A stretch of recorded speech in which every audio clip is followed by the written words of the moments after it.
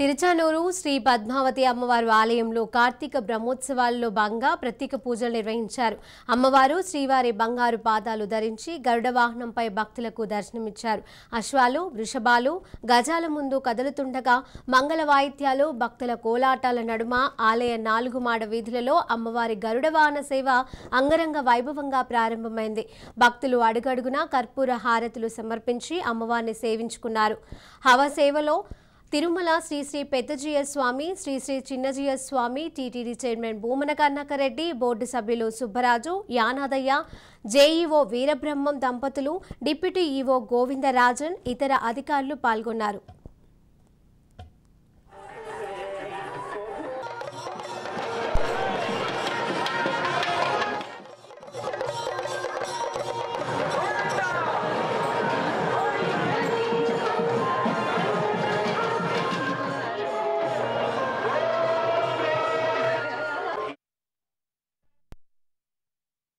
బ్రహ్మోత్సవంలో రంగరంగ వైభవంగా ప్రారంభమై అమ్మవారు 6వ రోజుకు చెంది సాయంకాలం స్వర్ణరథం అయిన తర్వాత అమ్మవారు నివేదన సమర్పించి తదుపరి అమ్మవారికి రత్నఖచ్చిత మణిమాణిక్య కిరీటములతో అమ్మవారు గరుడ వాహనం మీద ఊరేగింపు జరుగుతుంది.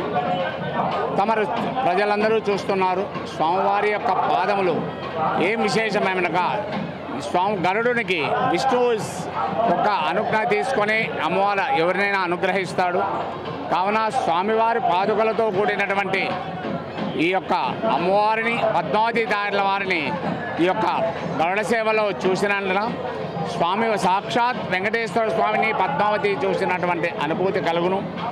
మరియు విశేషముగా గరుడ స్వామివారి యొక్క పాదాలు, స్వామివారి యొక్క సహస్రనామం కలిగినటువంటి మాల ధరించి అమ్మవారు ఇరువురు ఆ గరుడ సేవలో అమ్మవారిని చూసినందుని మనము తన్మయత్తులై పునర్జన్మాంతు లేకుండా అమ్మవారు సంప్రాప్తం చెందును.